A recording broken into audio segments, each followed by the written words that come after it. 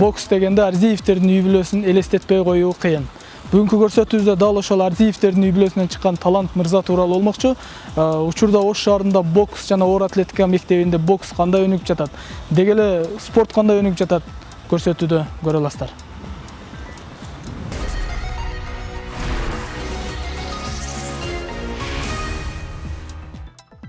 Талант мырза, айтсаңыз, алгачкы суроом ушул.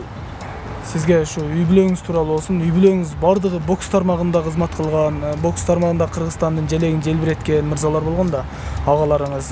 Сиз дагы азыр учурда буга чейин өзүңүз спортчу катары желек желбиретип келсеңиз Кыргызстандын, азыр ушул окуучуларыңызды чыгарып, машыктыруучу болуп, ушул мектепти жетектеп келатасыз.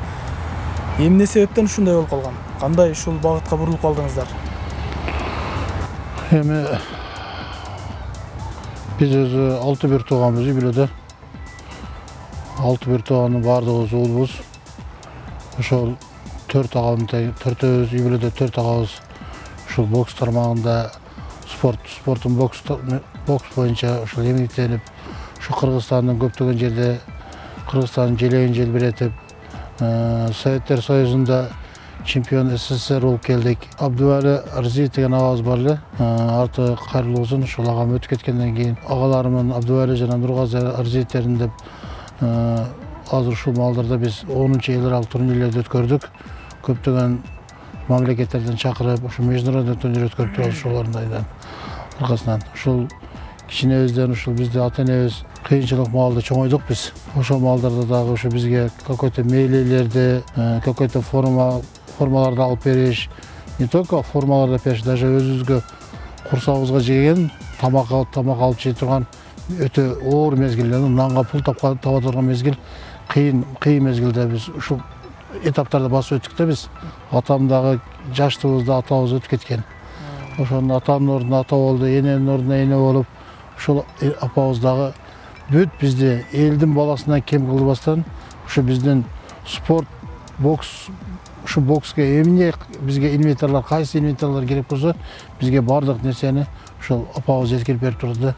Рахмат, ушул апабыздын дагы арты кайрылуу болуп, ушу бардыгыбыз эки агам өтүп кетти, апам өтүп кетти. Ушулардын аркасынан биз дагы көптөгөн ийгиликтерге жетиштик.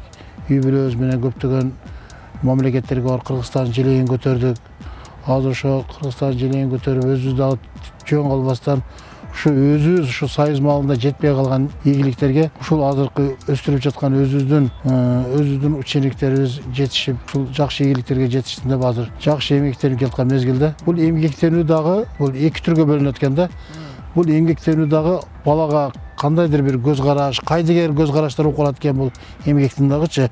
Анан чын жүрөктөн ошо баланы дагы өстүрөм, ошо баланы көңүл коюп, өзүңү туу өстүргөн балаңдай кылып, бир тууган иниңдей кылып карашың керек экен бул жаш балдаргачы.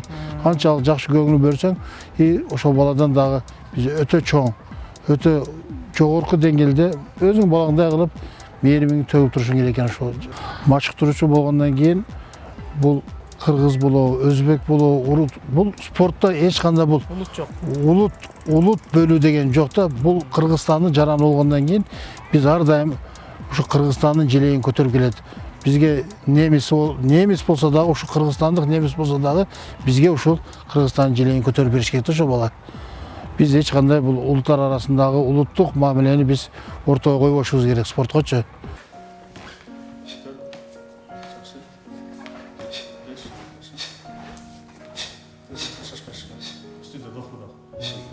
Ош шаардык бокс жана оор атлетика мектебинде тренер болуп иштейм, окутуучу, машыктыруучу. Арзиев Талант агайдын колунда иштеп келатам көптөн бери. Бул агай өзүнүн кесибин өтө мыкты билген, өзүнүн кесибин сүйгөн. Деги эле ошол өзүнүн кесиби бокс боюнча агайдыкы. Башка спорттор, ушул жалпы эле спортко кызыккан агай, спортко жардам берген. Мисалы үчүн биз оор атлетика бөлүмүндө иштейбиз, оор атлетика жана бокс. Ошол бизге дагы келип, биздин машыгууларыбызга келип, аралашып, кызыгып, сапарларга чыкканда, выездтерге чыкканда жардам берип, акчалай жардамын берип, моралдык жактан жардам берип, ушундай. Негизи профессионал, агай профессионал, өзүнүн кесибин мыкты билген, өзүнүн кесибин сүйгөн агай. келип эгер жардам сураган болсоң же бир кеңеш сураган болсоң өзүнүн кеңешин аябайт, жардамын аябайт. Анан агай өзү жетекчи болуп иштейт. Анан ошол менен катар эле машыктыруучу дагы, өзү спортту сүйөт. Ошол машыктыруучу болуп дагы иштейт да. Дайыма кыймылда жүрөт. Окуучуларына үлгү, жашоодо чогулткан ыкмаларын, спорттогу, жашоодогу баягы жакшы жактарын ушул окуучуларга үйрөтүп, коллективи бизге жакшы жактарын көрсөтүп келет агай. Мындай алганда агайдын мүнөзү бул өтө жөнөкөй. Ошол жакшы адам деп эсептейбиз биз коллектив. Ушул агамдын аркасынан, ушул агамдын ар бир утуп келген утугу биз үчүн өтө ушундай чынын айтканда мына чоң сыймык болот эле да. Биз да чоңойсок ушу агаларыма окшоп, ушу Монголия, Кореяларга бүт ушу дүйнө жүзүн бүт Россияларды кыдырып келген агаларыма окшоп биз да ушундай болсок экен деп артынан какой-то мотивация болот экен да, ушундай нерсе. Биз дагы ушул деңгээлге жетсек деп аракет кылат элек да биз дагы. Мен агаларым Абдывали жана Нургаз архитектеринин жаркын элесин алып биринчи жолу өткөрөбүз деп биздин Ош шаарынын депутаты Осмонов Сабай деген агабыз бар эле. Арты кайрымдуу болсун, жаткан жайы жайлуу болсун. Ошол агабыз талант келчиним Абдывали досум менен Нургаз элимин ушу жаркын элесин алып бир жакшы бир турнир өткөрүп, жылда ушу турнирди биз ушу календарный планга киргиздирип, жылда ушул турнирди өткөрө турган кылып коелу. Эмнеси болсо да биздин эң татыктуу Кыргызстанда менмин деген татыктуу спортсмендердин бири эле деп ошол агам биринчи жолу ошо төрткү кылып 2009-жылы 25-майда өткөрдүк ушу турнирди. Биринчи жолу Өзбекстан, Казакстан, Тажикстандан 4 мамлекеттен чакырып биринчи баштаганбыз ушу турнирди. 4 мамлекетти чакырып. Быйылкы жылы Кудай кааласа 10-чу эл аралык турнир болуп, быйылкы жылы өткөрдүк. Ошол агалардын турнирин. Шаповдун турнири болот да, бул класс А турнир деп коет. Бул турнирде ким уткан болсо, ошолго мастер спорт деген наамы кайрылат да. Спорт чеберчилиги деп, спорт чебери деп бизге ушундай наамы кайрылат. Бизден деле ушул Абдывали жана Нургаз архитектеринин турнирине дагы агалардын турнирине. Бул дагы кудуш эле деңгээлде ошол спорт чеберчилиги тапшырылат. Канча турнир бар ушундай Кыргызстанда негизинен? Кыргызстанда болгон ушул 2 эле турнирибиз бар. Мен угушума караганда мына Өзбекстанда коңшу өлкөбүздө аябай ошондой турнирлер көп экен да, спорт чеберчилигин ала турган турнирлер. Эми ал жак менен Өзбекстан мамлекетинин, Казакстан мамлекетине караганда биздин мамлекет эми мына өзүбүздүн президентибиз Сооронбай Шарипович келгенден бери дагы өзү как спортсмен катары президентибиз болгондугуна байланыштуу ушу бизге дагы ошо азыр спорт жагынан дагы өтө жакшы көңүл бурулуп, спорт жагын жакшы жакка тартып берип атат ушу президентибиз дагычы. Ошого байланыштуу мына биз азыр Өзбекстанды алсак, Өзбекстанда өткөрүлө турган турнирлердин ичинен булар коңшу Казакстан, Тажикстан мамлекеттеринде булардын өзүнүн кандайдыр бир келишими бар да. Мисалы Казакстанга барса, ушу Өзбекстандын келишими, экөөнүн келишиминде ошол мелдешке эгерде биздин Өзбекстандын мамлекетинен биринчи местен алган болсо, ошого мисалы мастер спорт наамы ыйгарылат да. Бизде ондой нерсе жок да. Кыргызстан менен биздин ошондой договорлорубуз түзүлгөн эмес экен да.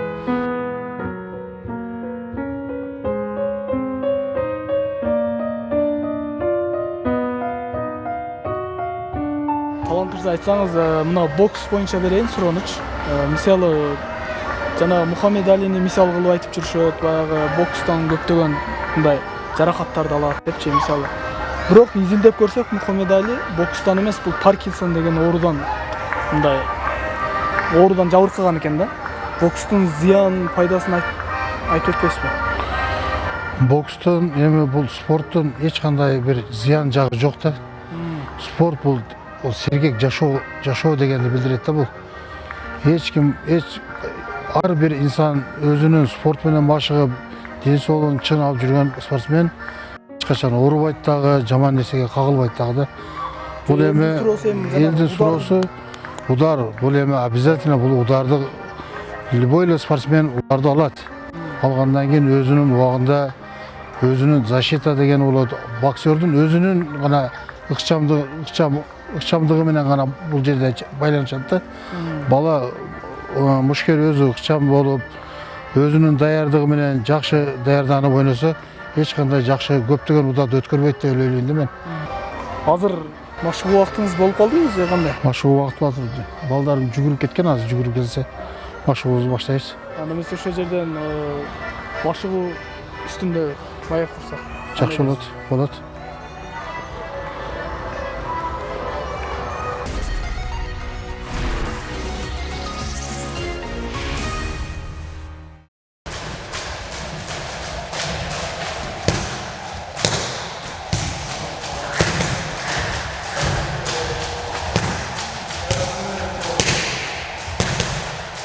Төрт жылдан бери башка кайда кылат элем да. Кийин мына агайга 1 жыл тренировка кылдым. Ошо 1 жыл болду мынакка келгениме. 1 жыл ичинде көп ийгиликтерге жетиштим. Бул агайга өттүм, Таластагы турнирде 1 месен алдым. Казакстанда 1 месен алдым, республиканы уттум. Мына азыр Казакстанда Костанай деген шаарында эме кылдык, соревнование болду, мастерский турнир. Ошол жерде да 1 месен алдым.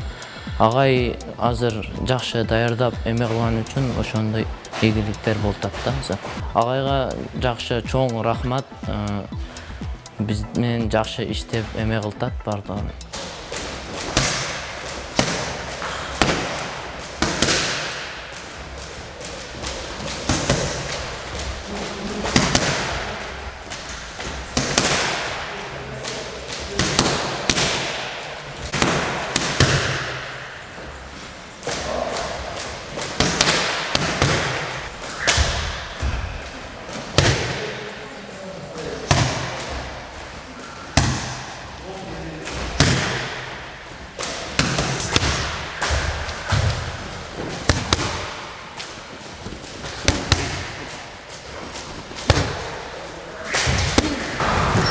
Талант мырза, мына 2010-жылкы окуядан бери мына биздин спорт бир аз аркага кетти да, мына бокс тармагы да аркага кетти. Анан сиз кайсы мезгилден бери жетекчи болуп баштадыңыз, анан кандай ийгиликтер жараттыңыз? Эми мен 2017-жылы декабрь айында ушул жерге жетекчи болуп келдим. Ушул мен келгенден бери буга чейин өзү эми туурусын айтканда эми туура жакшы да. Буга чейин өзү 2010-жылда тополгондон кийин өзү биздин Кыргызстаныбызда Ош шаарында өзү бокс өтө төмөндөп кеткен мезгил болду да. 2010-жылдан баштап 2015-жылдарга чейин эч кандай бир биздин Ош шаарыбыздан сборный командада ойногон балдар да жок болду да, Ош шаарыбыздан. Эми Кудайга шүгүр, азыр мен келип ушу жетекчи болуп келгенден бери балдар менен чогуу иштешим, өзүм ушул жерде директормун деп отуруп албастан, өзүм ушу балдарды дагы ушинтип мачыктырып, жакшы ийгиликтерге жетишели деп өзүм ошо эмгектенип жаткандыгыма байланыштуу мени көрүп дагы артымда жүргөн, колумда иштеген машыктыруучулар дагы ушу көңүл коюп, балдарга жакшы көңүл коюп, жакшы ийгиликтерди жарата баштадык да. Мына мен келгенден бери ушу биздин чоң балдардын арасынан 4 балабыз азыр сборный командада жүрөт. Өзү буга чейин бир да бала команда сборный командада жок эле. Азыр ушул малда азыр 4 балабыз сборный командада, Кыргызстандын сборный командасында ойноп жаткан мезгил азыр. Андан кийин ошо 2001-2002 жылы молодежь деп коет бизде, жаштар арасындагы өсүп келаткан жигиттердин арасында дагы азыр ошо 2 жигитибиз сборный командада ойноп жатышат азыр.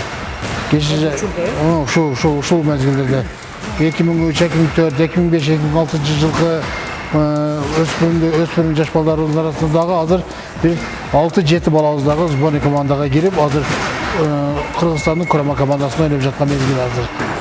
Биз азыр ушу мезгилдерде эң жакшы ийгиликтерге жетишип, Кудай кааласа биздин алдыбыздагы боло турган чемпионат Азияларыбыз турат, дүйнөлүк белдештерибиз турат. Ушуларга азыр 2020-жылга дагы Токиодо өтө турган олимпиада турат бизде. Ошого дагы азыр биз өтө балдарды, өтө каттуу, өтө чоң эмгектерди азыр ушул малда иштеп жаткан мезгилдерибизде биздин. Өзүбүздүн эмгегибиз аябай.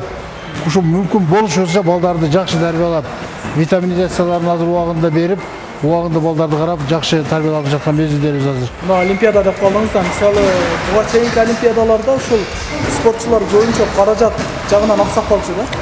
Азыр учурда кандай болуп атат? Мамлекет тарабынан кандай жардамдар болуп атат? Эми Кудай кааласа ушул жакшы буга чейин дагы азыр чемпионат Азияларга, дүйнөлүк чемпионаттарга дагы ушу акчанын тарсыздыгынан биздин мына штангист кыздарыбыз дагы ушу акчанын тарсыздыгынан көп жактарга бара албай калдыбыз да.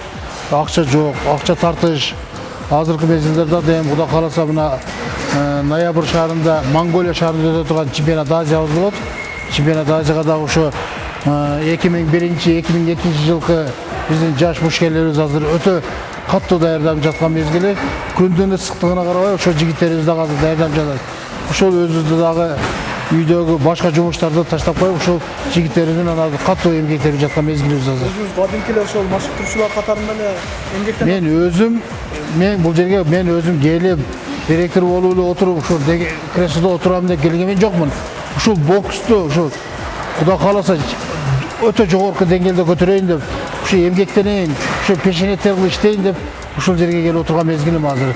Биздин үй-бүлөбүз менен ушул жерде биз пешенеттерибизди төгүп, Кудай буйруса ушул агаларыма окшоп мен дагы ушул балдарды жетпеген ниетибизге ушул жигиттерибиз жетсин. Азияларды, мирлерди утуп кетсин деп Кудай кааласа 2020-жылы Олимпиадага барсын деген жакшы ой тилектерибиз менен ушул эмгектенип жаткан мезгилибиз.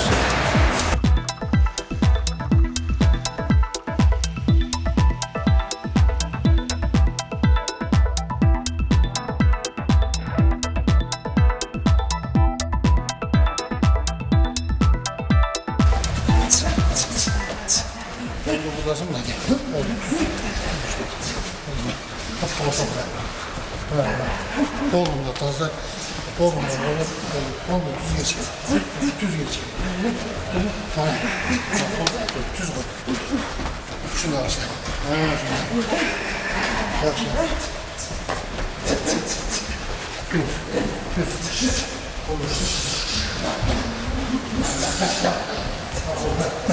Kolda boş içine.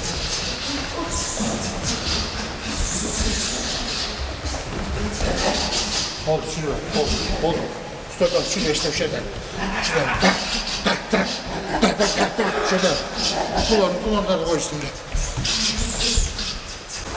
İşte öyle kolları tuz koyup tuzları var. Oldu çürgeyiz. Üstadına. Kol vardı. Bir de işlettiler kollarında. Kolu iştegence de butlar koşa işleştiler.